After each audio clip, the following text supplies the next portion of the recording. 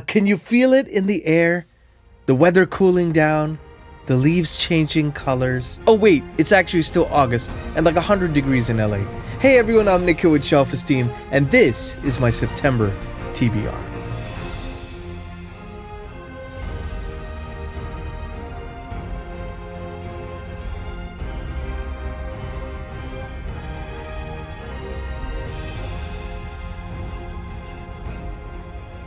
Hey everyone, welcome back to the channel. I'm Nikhil with Shelf-Esteem. I'm a composer, now also a booktuber. You can find my music in the Wheel of Time Season 2, His Dark Materials Season 3, and the newly released The Hills of Tenchiko, the featured song in the Wheel of Time Season 3, Episode 6.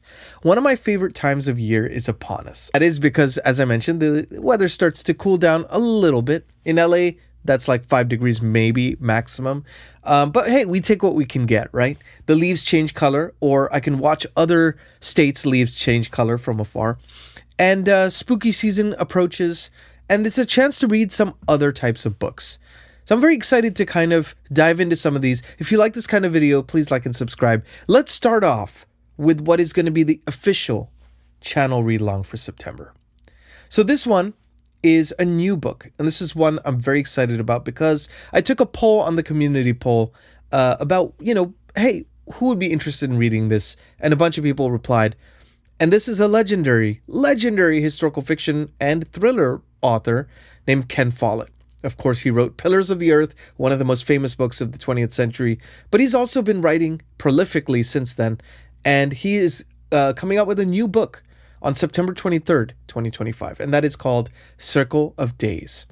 Now, this, I would pose it to you as a story within a historical fiction kind of a narrative that is based around Stonehenge. Stonehenge has always fascinated me. I got a chance to see it for myself, actually, in England a couple years ago when we went on a trip. And I'm just always fascinated by what must have been going on around the time of its creation. And now Ken Follett, one of the greatest writers in fiction, I think, especially in the 20th century, is going to give us a window into that. So I'm going to quickly read the description of this particular book. And if you want to join in the read-along, let me know in the comments, and or feel free to join the Discord. I'll be making an official channel for this so that we can all start to read it right on release day. This is one that's going to be carrying to October. Because it is a longer book. It's about 704 pages. So I want to make sure people have enough time to read it and digest it. We could talk about it as a group. But what is this book about? So, Flint Miner with a Gift. A priestess who believes the impossible. A monument that will define a civilization. Seft, a talented flint miner, walks the Great Plain in the high summer heat to witness the rituals that signal the start of a new year. He is there to trade his stone at the midsummer fair and to find Neen, the girl he loves. Her family lives in prosperity and offers Seft an escape from his brutish father and brothers within their herder community. Joya, Neen's sister, is a priestess with a vision and an unmatched ability to lead. As a child, she watches the midsummer ceremony, enthralled, and dreams of a miraculous new monument raised from the biggest stones in the world. But trouble is brewing among the hills and woodlands of the Great Plain. Joya's vision of a great stone circle assembled by the divided tribes of the plain will inspire Seft and become their life's work. But as a drought ravages the earth, mistrust grows between the herders, farmers, and woodlanders. And an act of savage violence leads to open warfare. Truly ambitious in scope, Circle of Days invites you to join master storyteller Ken Follett in exploring one of the greatest mysteries of our age, Stonehenge. That was enough for me. I mean, I love Ken Follett. I've read a bunch of his books. I've been very excited to dive into a new one and read it alongside you as we get a chance to experience his gift for the written word all together. So if you want to join us, please join us in the Discord, free for all, and want to make sure you all can join on that read along. So that's the first book I'm going to be tackling, and we are going to be tackling, kind of end of September through October. The second book I want to talk about is one that I've wanted to read for a while now. Now this one, I'm just going to give you a little quick and dirty synopsis on what it is, but this is going to be my first Adrian Tchaikovsky novel. A couple people on the Discord had mentioned wanting to read his seminal work, Children of Time. Now, this is part of a trilogy. There's Children of Memory, Children of... I always forget the third one. Damn it. This Children of Ruin, I think, is the other one. So, yeah, I've heard they're fantastic books, basically about parallel civilizations, a human one and a non-human one, about extraterrestrial exploration, and kind of from a biological perspective, maybe, how these civilizations would evolve, and what their role would be in the universe. So, sounds very fascinating, and I've been very excited to check out a little bit of Adrian Tchaikovsky. I mean, I've heard his name so much in the sci-fi community, and I figured what better time to read him than Sci-Fi September. So a few of us are going to be reading that along together, kind of loosely. Channel will be made on the Discord, and so feel free to join us. It's going to be really fun getting to have those discussions, as we always do. You know, we all have a great time discussing stuff chapter by chapter. We put spoiler tags so no one is spoiled.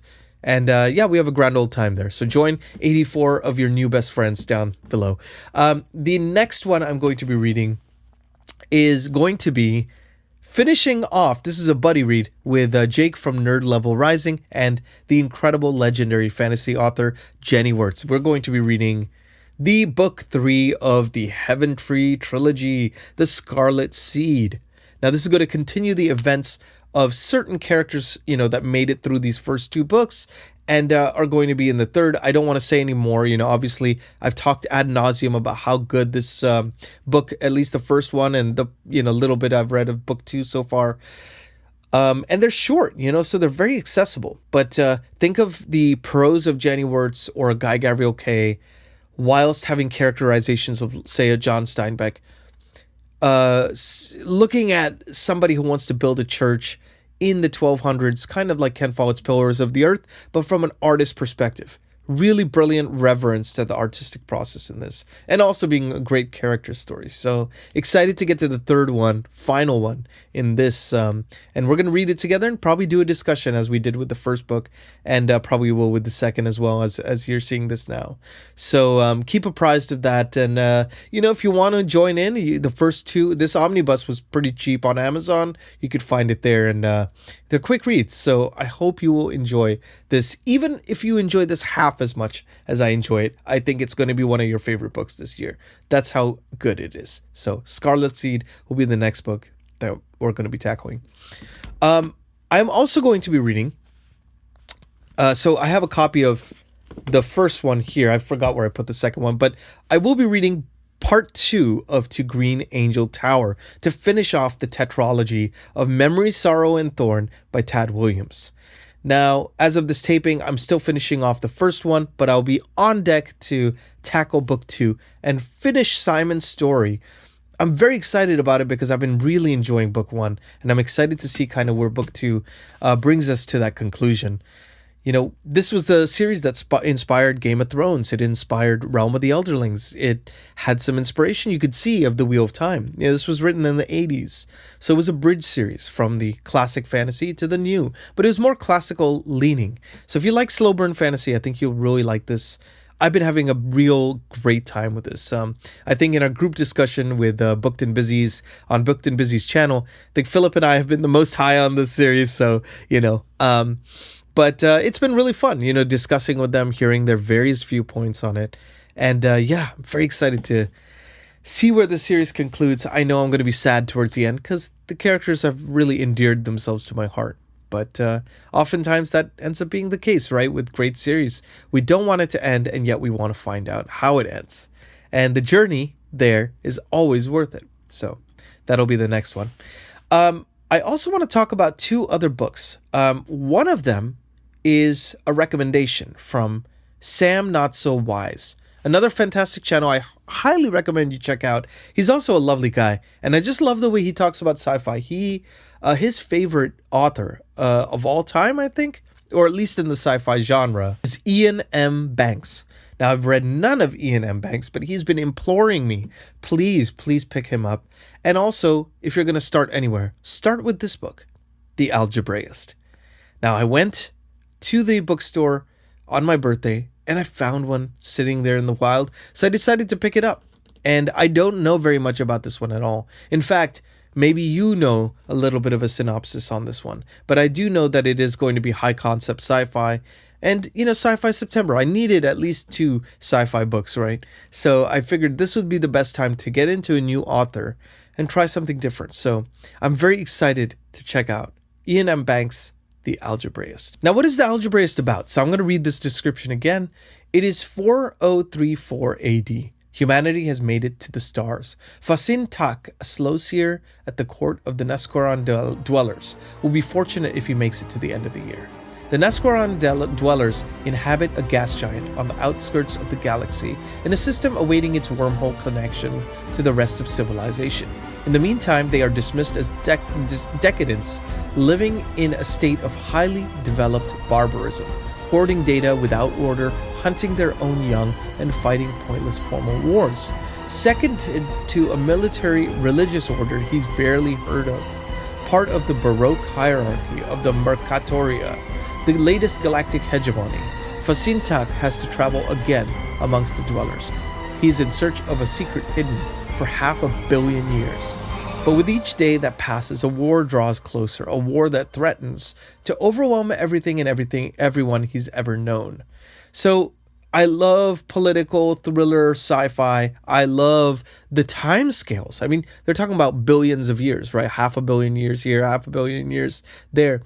And I love seeing that because juxtaposition against that is the very human quandaries of war, right? Or of, kind of political politicking, I guess you could say. So I love seeing juxtapositions like that. Seems like the time scale and also the world of Iain M. Banks' The Algebraist is going to be pretty massive. So it'll be interesting to check that out. Very excited. And the last book I want to talk about is a fantasy novel that I am going to be reading as part of a series read-along with some great booktubers who I've now gotten to get to know and call my friends. Those are, and I'm going to link all of these below so you can check them out as well. Definitely great channels, all of them, and wonderful human beings. I, Samwise, Dr. Fantasy himself, Philip Chase, and author of the Idan trilogy, Shay from the channel Zachary Shay, Jake from the channel Nerd Level Rising, David from the channel Four Corners of the Page, and myself with Shelf-Esteem. So we're going to have a really great time talking about this book, and it is called A Drowned Kingdom by P.L. Stewart. So I'm going to read the description here for you in case you want to read alongside us, because that's always the fun, is sharing this experience with each other. So what is A Drowned Kingdom about? One second prince of the mightiest kingdom in the known world, Othrun, now leads the last survivors of his exiled people into an uncertain future far across the shimmering sea from their ancestral home, now lost beneath the waves.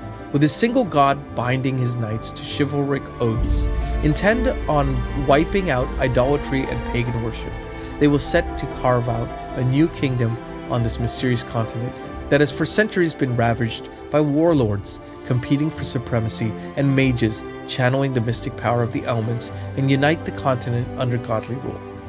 With a troubled past, a cursed sword, and a mysterious spirit guiding him, Othrun means to be that ruler and conquer all. But with the kingdoms faded on the edge of spears, alliances, and pagan magic, betrayal, doubt, and dangers await them at every turn. Othrun will be forced to confront the truths of all he believes in on his journey to becoming a king and a legend. When one kingdom drowns, a new one must rise in its place. So begins the saga of that kingdom and the man who would rule it all.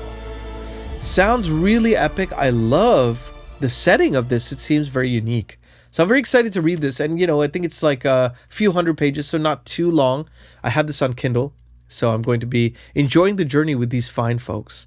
So definitely check out their channels if you haven't already. Check out the links to some of these books if you want to see if they are right for you as well. Maybe consider getting one and join us on the journey. But what do you think of this list? I would love to know from you. Any of these that you've read that you would say, hey, these are the best of the list. Any of these that you've been wanting to read that you would want to join us. Let me know in the comments, in the Discord. We'd love to have you on the journey anytime. So thanks for being here. Please like and subscribe if you haven't already, and hit the notification bell just so you can know when the new video comes out. Sometimes YouTube is a little sketchy about that, Sometimes YouTube is a little bit iffy about that, so, you know, just hit that notification bell. I really appreciate you being here. I'm Nikhil with Shelf-Esteem. Be good to yourselves. Be good to each other. I will see you in September. I will see you on the next video and in September, where we're going to get to read some pretty great books. Take care.